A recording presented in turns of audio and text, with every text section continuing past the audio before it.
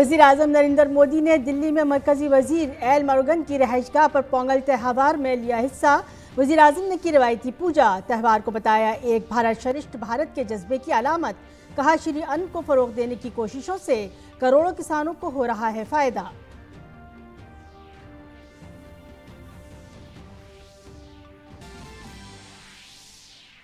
वज़ीर आज़म की अपील पर मुल्क भर में तीर्थ वाले मकामात और मंदिरों के अहाते में सफाई मुहिम का सिलसिला जारी। मरकजी वज़रा, वज़राए आला और बीजेपी सदर जेपी नड्डा समेत सरकर्दा शख्सियात ने लिया हिस्सा। 22 जनवरी को रामलला की प्राण प्रतिष्ठा तक जारी रहेगी सफाई की खुसूसी मुहिम।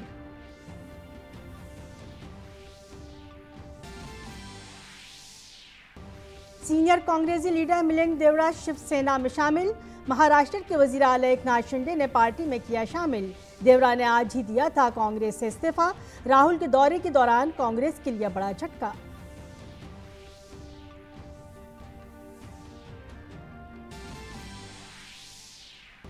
मुल्क मना रहा है मुसल्लह अफवाज के साबिक फौजियों का दिन। बहादुर सपूतों की कुर्बानी को किया जा रहा है सलाम। वज़ीर दिफा राजनाथ सिंह ने कानपुर में मुसल्लह अफवाज के साबिक फौजियों के दिन की तकरीब से किया खिताब। कहा, बहादुर फौजियों के ताउन का मकरूज है पूरा मुल्क।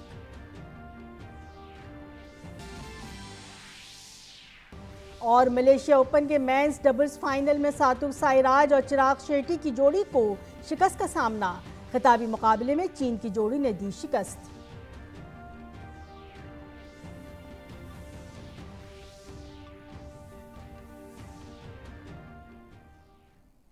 आदाब 5:30 के खबरनामे में आपका खैर मकदम है। मैं हूं सबिया खान। खबर तफसील से। वज़ीर आज़म नरेंद्र मोदी ने वज़ीर ममलिकत बराए इत्तलात व नशरियात एल मरोगन की रिहाइशगाह पर पोंगल की तकरीबात में शिरकत की। इस मौके पर तेलंगाना के गवर्नर तमिलिसाई सोंदरया राजन मौजूद थे। पोंगल जनूबी भारत के बड़े त्योहारों में से एक है और बड़ी शान शौकत से मनाया जाता है। मकर संक्रांति की तरह ये त्यौहार भी सूरज के अतराइन का त्यौहार है। इस वक्त फसल की कटाई होती है और इसके हवाले से खुशियां मनाई जाती हैं। पोंगल फसल काटने का त्यौहार और खुशहाली की अलामत है। पोंगल के दौरान घर के बाहर रंगोली बनाई जाती है। इसके अलावा ये त्यौहार खुदा का शुक्र अदा करने के मौके पर के तौर पर भी मनाया जाता है। पोंगल का त्यौहार सफाई, रंगोली, सजावट और खुदा से दुआओं की शक्ल में देखा जाता है। लोग इस त्यौहार को ख़ानदान और दोस्तों के साथ जोश खरोश से मनाते हैं और ख़ास तौर पर तैयार करदा पोंगल प्रसाद से लुत्फ़अंदोज़ होते हैं। वज़ीर आज़म ने कहा कि पोंगल के दिन तमिलनाडु की हर घर से पोंगल नदी बहती है। उन्होंने हर एक की ज़िंदगी में खुशी, खुशहाली और इत्मीनान की ख्वाहिश की। वज़ीर आज़म ने कहा कि पोंगल का त्यौहार एक भारत श्रेष्ठ भारत के जज्बे की अक्कासी करता है। पोंगल के अवसर पर तमिल महिलाएं अपने घर के बाहर कोलम बनाती है।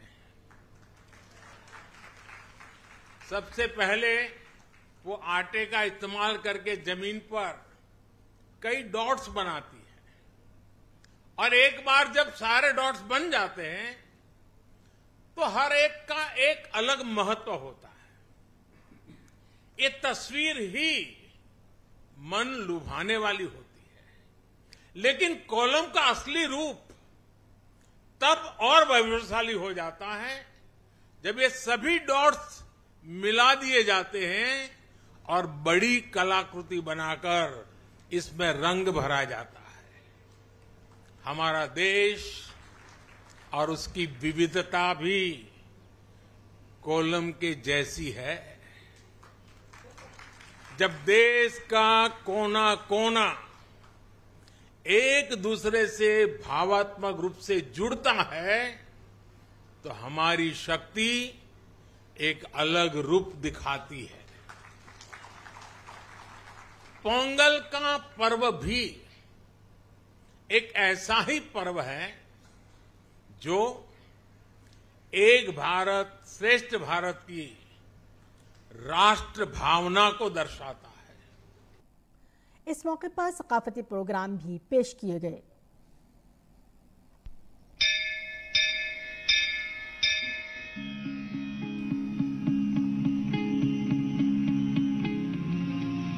सूर्यकोटि समप्रभा निर्विघ्नं कुरु मे देव सर्वदा।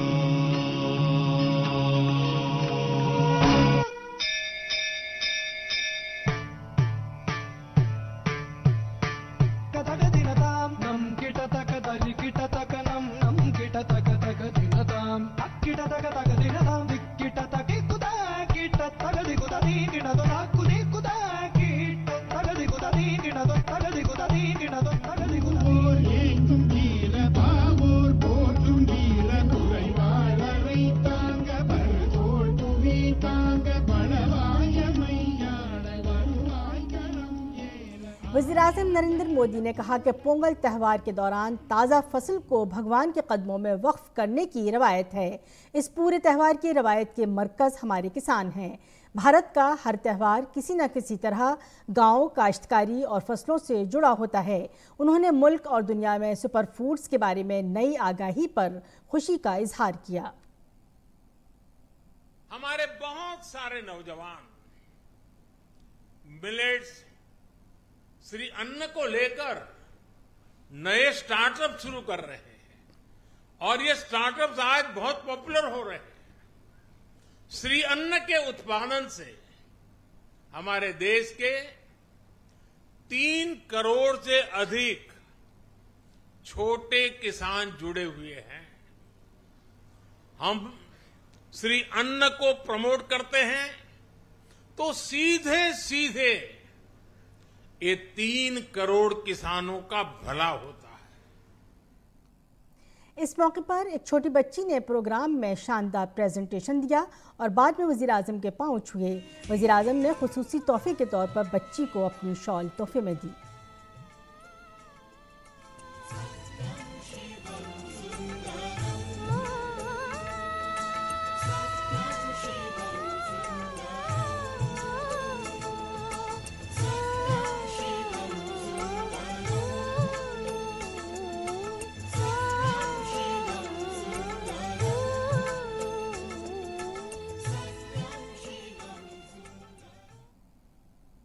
अयोध्या में 22 जनवरी को श्री राम जन्मभूमि मंदिर में होने वाली प्राण प्रतिष्ठा तकरीब के लिए पूरा मुल्क पुरजोश है। मुल्क और दुनिया के अवाम 22 जनवरी का बेसब्री से इंतजार कर रहे हैं। ये दिन वज़ीर-ए-आज़म नरेंद्र मोदी के लिए भी बहुत खास है। वज़ीर-ए-आज़म नरेंद्र मोदी ने बरसों पहले अयोध्या में भगवान श्री राम के अजीम मंदिर का ख्वाब देखा था। तारीख के औराक पलटे तो पता चलता है कि ठीक 32 साल पहले वज़ीर-ए-आज़म नरेंद्र मोदी ने अयोध्या में रामलला के दर्शन किए थे। दरअसल वज़ीर-ए-आज़म इत्तेहाद का पैगाम आम करने के लिए कन्याकुमारी से कश्मीर तक एकता यात्रा पर थे। जय श्री राम के नारों के दरमियान नरेंद्र मोदी ने अहद किया था कि वो राम मंदिर बनने के बाद ही यहाँ वापस आएंगे। लातादाद हिंदुओं की सदियों की मुसलसल जद्दोजहद के बाद भगवान श्री राम को एक अजीम उश्शान मंदिर में उनकी जाए पैदाइश पर बहाल किया जा रहा है।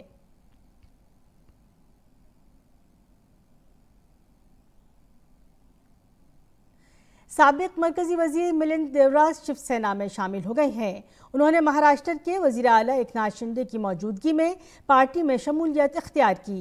इस दौरान एकनाथ शिंदे ने उन्हें भगवा झंडा भी पेश किया। मिलिंद देवरा ने आज ही कांग्रेस पार्टी से इस्तीफा दे दिया था। राहुल गांधी के न्याय यात्रा के दरमियान कांग्रेस पार्टी के लिए ये एक बड़ा धचका है।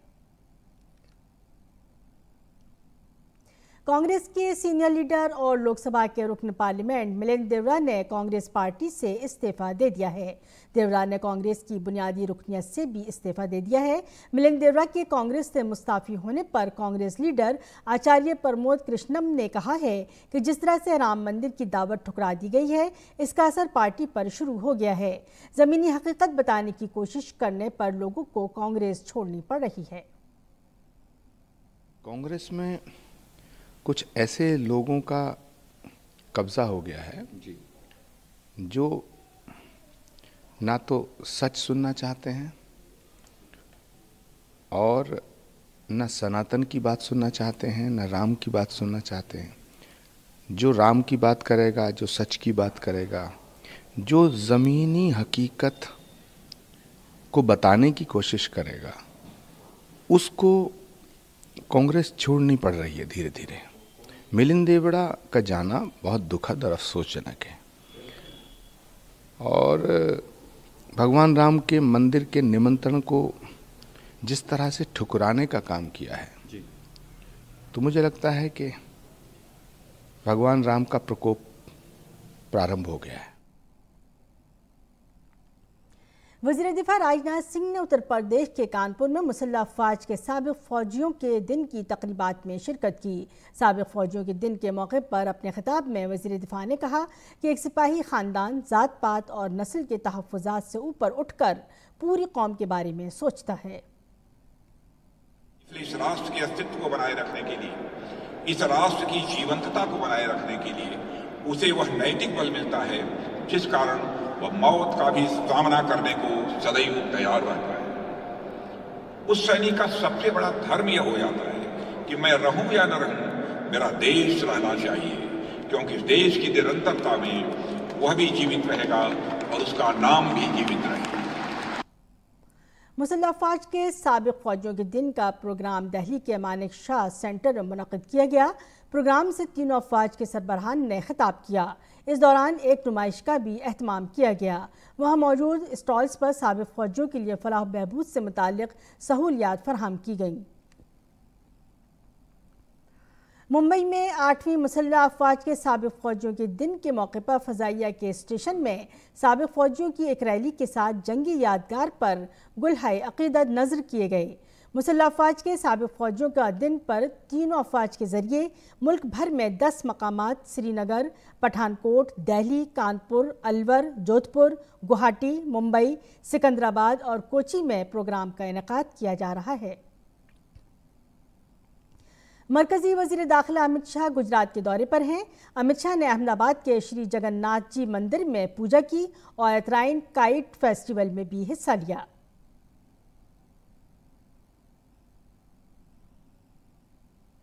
बीजेपी के कौमी सदर जेपी नड्डा ने अयोध्या में राम मंदिर की प्राण प्रतिष्ठा की तकरीब से पहले सफाई मुहिम के एक हिस्से के तौर पर दिल्ली के गुरु रविदास मंदिर में सफाई मुहिम में हिस्सा लिया।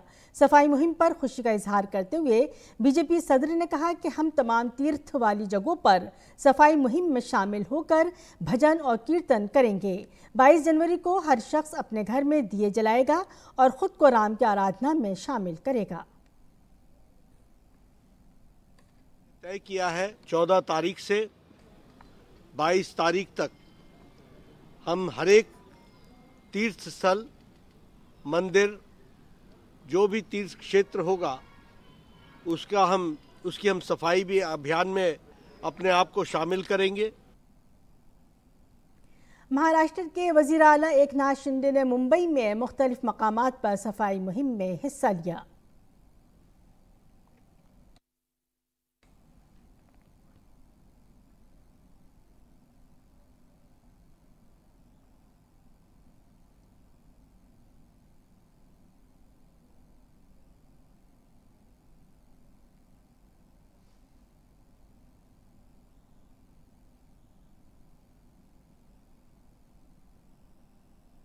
उत्तर प्रदेश के वज़ीर आला योगी आदित्यनाथ ने अयोध्या में सफाई मुहिम में हिस्सा लिया। वज़ीर आला योगी ने रामनगरी अयोध्या के लता मंगेशकर चौक में झाड़ू लगाकर स्वच्छ तीर्थ महाअभियान का इफ्तिताह किया। अयोध्या को सबसे साफ सुथरा शहर बनाने और यहाँ के तमाम मजहबी, सियाहती, ज़ियारत गाहों और अवामी मकामात पर सफाई सुथराई का पैगाम देते हुए वज़ीर आला ने रियासत के लोगों से रामलला की आमद के मौके पर अयोध्या को साफ सुथरा बनाने का मुतालबा किया। प्रोग्राम से खिताब करते हुए वज़ीर आला योगी आदित्यनाथ ने कहा कि पूरा मुल्क श्री राम जन्मभूमि मंदिर में होने वाली प्राण प्रतिष्ठा तकरीब के लिए पुरजोश है। मुल्क और दुनिया के लोग रामलला के दर्शन के लिए बेताब हैं। हजारों वर्षों के बाद यह अवसर आता है जब प्रभु की सेवा में हमें कुछ कर गुजरने का एक अवसर प्राप्त होता है और हर एक पीढ़ी को नहीं होता। हमारी पीढ़ी सौभाग्यशाली है इससे 500 वर्षों के बाद जब प्रभु अपने स्वयं के भव्य मंदिर में विराजमान होंगे, देश और दुनिया अयोध्या के प्रति आतुर है। कब मौका मिलता है, कब प्रभु अपने धाम का दर्शन करने का उन्हें सौभाग्य प्रदान करता है। हम सब तो सौभाग्यशाली हैं यहीं रह करके और इस धाम को नजदीक से देख रहे हैं, अवलोकन कर रहे हैं और इन स्थितियों में हमारी कुछ जिम्मेदारी भी बनती है और जिम्मेदारी ये कि सबसे पहले अयोध्या स्वच्छ और सुंदर दिखाई दे। अयोध्या में राम मंदिर की प्राण प्रतिष्ठा से कबल आज से मुल्क भर के मंदिरों में सफाई मुहिम चलाई जा रही है। गुजरात के वजीर आला भूपिंदर पटेल ने गांधीनगर के धौलेश्वर महादेव मंदिर में सफाई मुहिम में हिस्सा लिया।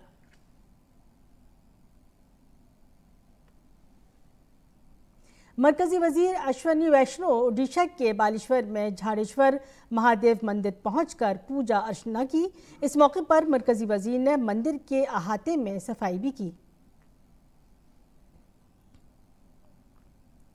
मरकजी वजीर मीनाक्षी लेखी ने दिल्ली में सफाई मुहिम में हिस्सा लिया।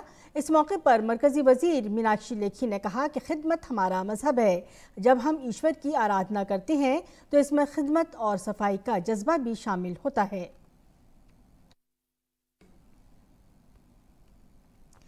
ओडिशा के अंगोल में मरकजी वजीर धर्मेंद्र प्रधान ने राम मंदिर प्राण प्रतिष्ठा प्रोग्राम से पहले सफाई मुहिम के तहत महांगोला मंदिर में सफाई मुहिम में हिस्सा लिया। उत्तराखंड के वजीर आला पुष्कर सिंह धामी ने नैनीताल के लेंची धाम में सफाई मुहिम में हिस्सा लिया। भगवान राम भारत के कोने कोने में बसते हैं। अयोध्या में 22 जनवरी को होने वाले प्राण प्रतिष्ठा प्रोग्राम के ताल्लुक से पूरा मुल्क पुरजोश है। तमाम मजहब के लोग अपने अपने अंदाज में भगवान राम का इस्तकबाल कर रहे हैं।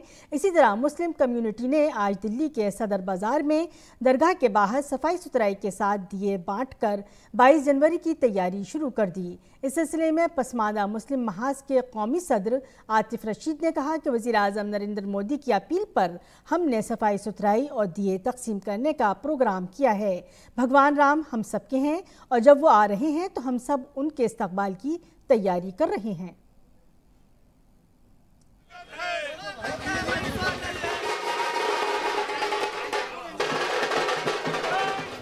हाथ में रखो। 22 जनवरी को अयोध्या में प्राण प्रतिष्ठा का कार्यक्रम होना है, उसके लिए देश भर में तैयारियां चल रही हैं। सबसे बड़ी बात है कि हर धर्म के लोग इसकी तैयारी कर रहे हैं। इस समय हम दरगाह के बाहर खड़े हैं और मुस्लिम समाज आप देख सकते हैं कि जिस तरीके से प्रधानमंत्री नरेंद्र मोदी ने सफाई के साथ साथ दिए बांटने का आह्वान किया था, हर घर दिए जलाने का आह्वान किया था, कहीं ना कहीं वो नज़र आ रहा है। हमारे साथ आतिफ रशीद जी हैं। आतिफ जी, आप क्या तैयारियां कर रहे हैं और किस तरीके से? देखिए, माननीय प्रधानमंत्री नरेंद्र मोदी जी ने ये दो आह्वान करे थे श्री राम जी के प्राण प्रतिष्ठान अभियान से पहले कि 14 तारीख से हर तीर्थ स्थान पर मंदिर, मस्जिद, गुरुद्वारा, दरगाह, यहाँ पर स्वच्छता अभियान चले ताकि स्वच्छ भारत और स्वस्थ भारत का संकल्प साकार हो सके। और एक दूसरा ये निवेदन करा था कि 22 तारीख को हर व्यक्ति अपने घर पे कम से कम 5 दिए ज़रूर जलाए। आज उसी संकल्प को साकार करते हुए हम सब लोग राष्ट्रवादी मुस्लिम पसमानदा महाज के बैनर तले इस देश के असल में भारतीय मूल के वास्तविक पसमानदा मुसलमान आज हम लोग यहाँ मैदान में हैं। आज हम दरगाह ख्वाजा बाकी बिल्ला से यहाँ से सफाई अभियान शुरू करेंगे और उसके बाद ये घर घर जाकर इस प्रकार के दिए हम पूरे घर घर में बांटेंगे जाकर।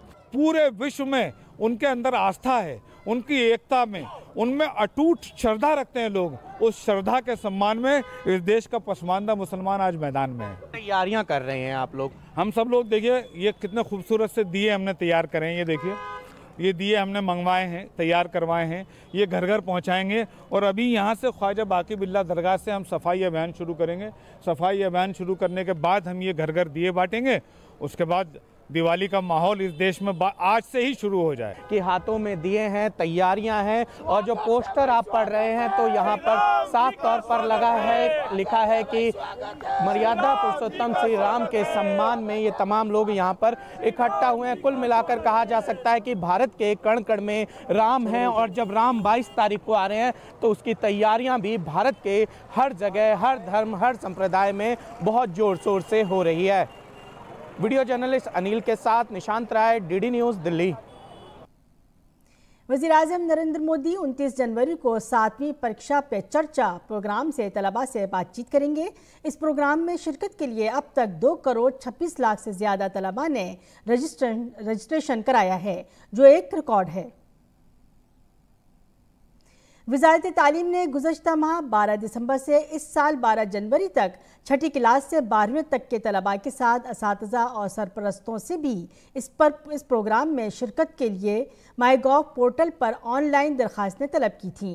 वज़ारत ने कहा कि 2050 शुरका का इंतखाब माईगॉव पोर्टल पर मौसूल होने वाले सवालात की बुनियाद पर किया जाएगा। इन शुरका को एक खुसूसी किट फराहम की जाएगी। इस किट में वज़ीर-ए-आज़म की किताब एग्ज़ाम वॉरियर से हिंदी और अंग्रेज़ी वर्जन के साथ एक सर्टिफिकेट भी दिया जाएगा। इस साल 4000 से ज़ायद तलबा वज़ीर-ए-आज़म से बातचीत करेंगे। ये प्रोग्राम भारत मंडप दिल्ली में मुनक़िद होगा। परीक्षा पे चर्चा प्रोग्राम में वज़ीर-ए-आज़म नरेंद्र मोदी इम्तहान के तनाव से आज़ाद होने और स्कूल के बाद की ज़िंदगी पर मुल्क और बैरून मुल्क के तलबा, सरपरस्तों और असातिज़ा के साथ बातचीत करते हैं। ये प्रोग्राम नौजवानों के लिए तनाव से पाक माहौल पैदा करने के मकसद से मुनक़िद किया जाता है। दिल्ली के अलीपुर में एक घर में एक ही ख़ानदान के 4 अफराद की मौत हो गई। घर में अंगीठी जल रही थी। काबिल ज़िक्र है कि अंगीठी के धुएं की वजह से दम घुटने से शौहर, बीवी और 2 बच्चों की मौत हो गई। इस मामले में डीसीपी भरत रेड्डी ने बताया, सुबह 6:40 पर उन्हें अलीपुर थाना इलाके में कुछ लोगों के बेहोश होने की इत्तला मिली। लाशों को पोस्टमार्टम के लिए भेज दिया गया है और तफ्तीश जारी है। दिल्ली उर्दू अकादमी के ज़ेर एहतमाम दिल्ली के श्री राम सेंटर में 6 रोज़ा उर्दू ड्रामा फेस्टिवल का इनेकाद किया गया, जिसमें मुख्तलिफ ड्रामा निगारों और हिदायतकारों के ज़रिए तैयार किए गए तुगलक, इंसान निकलते हैं, हाय रुस्तम, सोहनी महिवाल, जाने गज़ल नामी ड्रामे पेश किए गए। फेस्टिवल के आखिरी दिन मारूफ ड्रामा निगार डॉक्टर सईद आलम की हिदायतकारी में तैयार किया गया गालिब के ख़त के उन्वान से ड्रामा स्टेज किया गया, जिसे बड़ी तादाद में मौजूद शायकीन ने खूब सराहा। पेश है खिसाल मेहदी की ये खास रिपोर्ट। मिर्ज़ा गालिब का नाम आते ही जहन में गालिब की शायराना अज़मत का नक्श उभर कर सामने आता है, जबकि शायरी के अलावा गालिब का नसरी सरमाया उनकी मकतूब निगारी भी है, जिसका नमूना तालीमी निसाब, स्टेज और थिएटर के जरिए मंजर आम पर सामने आता रहता है। ये गलत है। मिर्जा गालिब ने आपको सिर्फ उनके खुतूत जमा करने की इजाजत दी है, ना कि जा बजा सुनाने की। दिल्ली के श्री राम सेंटर में मारूफ ड्रामा निगार और हिदायतकार डॉक्टर सईद आलम ने गालिब के खत के उन्वान से एक ड्रामा स्टेज किया, जिसमें गालिब की अहलिया उमराव बेगम का मरकजी किरदार खासा दिलचस्प रहा। ड्रामे में ये दिखाने की कोशिश की गई कि गालिब की मकतूब निगारी का उनकी बेगम, उनकी खादमा और उनके मुताल्लिकीन पर क्या असर पड़ा। तो नहीं, चुप जा, बेजा बकती है, सिगाई कर। गालिब साहब ने जिन लोगों को खुतूत लिखे होंगे उनकी हैसियत भी कुछ कम नहीं होगी। हम स्टेज पे उनको लाएं जिनको गालिब ने खत लिखे। दूसरे ये कि गालिब जब अपने घर में इस कदर खत लिखते थे और वो इस्लाह करते थे और उनका ज़्यादातर वक्त उनके आखिरी दिनों में खतूत लिखने में बीतता था, तो उससे उनकी बेगम तो मुबर्रा नहीं रही होंगी। तो वो गालिब को जो बेतहाशा खतूत लिखने की आदत थी, उसका रिएक्शन बेगम की तरफ से क्या हुआ होगा। तो हमने गालिब की बीवी और गालिब की जो खादिमा थी, उसके जरिए गालिब के खतूत पे तबसरा करने की कोशिश की है। मिर्ज़ा गालिब के खतूत की एक अहम खूबी ये भी है कि उनकी तहरीर सादा और अंदाज निहायत बेतकल्लुफाना है। इसके अलावा गालिब के खतूत उनके ज़ाती हालात की अक्कासी करते हैं और इस तरह उनके ज़माने के हालात व वाक़यात का भी पता चलता है। मजनू की हम तरह ही नसीब हो, लैला उसके सामने मरी थी। गालिब के खतूत में जो किरदार गालिब ने पेश किए हैं या जिनको खतूत लिखे हैं या उनकी ज़िंदगी में जो किरदार अहम थे, वो बहुत ड्रामाई अंदाज में सामने आते हैं। बेशुमार खतूत हैं गालिब के, बहुत से तो ऐसे हैं कि जिनको अगर आप किरदार का नाम तब्दील कर दें तो बिल्कुल वो मोहब्बत नामा लगेगा। तो ये जो दिलचस्प पहलू हैं गालिब के खतूत के, ये एक एक करके सामने कोई लाए, जिसकी पहल की है आज इन्होंने सईद आलम ने, और बहुत कामयाब तरीके से की है। एक इंसान से दूसरे इंसान के बीच बातचीत होती है तो वो माना जाता है कि वो 100% परफेक्ट चीज़ है। तो इस तरह की चीज़ों को जब हम स्टेज पे जीता हुआ देखते हैं तो ये लगता है कि वो एक समय बोल रहा है। तो ये लिटरेचर के एतबार से, हिस्ट्री के एतबार से और सोशोलॉजी के लिहाज से एक पूरे पीरियड को देखने के लिए, तो ये तीनों को जो देखने का सुख है वो आज हम सबके हिस्से में आया। शायरी की तरह गालिब के खतूत की अहमियत से भी इनकार नहीं किया जा सकता। गालिब की मकतूब निगारी ने उर्दू नस्र में 4 चांद लगाए। अपने उसलूब की वजह से मिर्ज़ा गालिब के खतूत आज भी लोगों की तवज्जो का मरकज़ हैं। Khisal Mehdi, Doordarshan news, Delhi. Malaysia open के मर्दों के डबल्स फाइनल में भारत के सात्विक साईराज सिंह की रेड्डी और चिराग शेट्टी की जोड़ी को शिकस्त का सामना करना पड़ा। फाइनल में सात्विक चिराग का मुकाबला चीन के लियांग वियाई केंग और वांग चांग की टॉप सीड जोड़ी से था। भारतीय जोड़ी ने मैच की शानदार शुरुआत करते हुए पहला गेम 21-9 से जीत लिया। ताहम चीनी जोड़ी ने दूसरे गेम में वापसी की और सख्त मुकाबले में दूसरा गेम 21-18 से जीत लिया। तीसरे और फैसलाकुन गेम में चीनी जोड़ी ने शानदार खेल का मुजाहरा करते हुए मैच 21-17 से जीत लिया। इसी के साथ 5:30 का खबरनामा अपने इख्तिताम को पहुंचा। इजाज़त दीजिए, आदाब।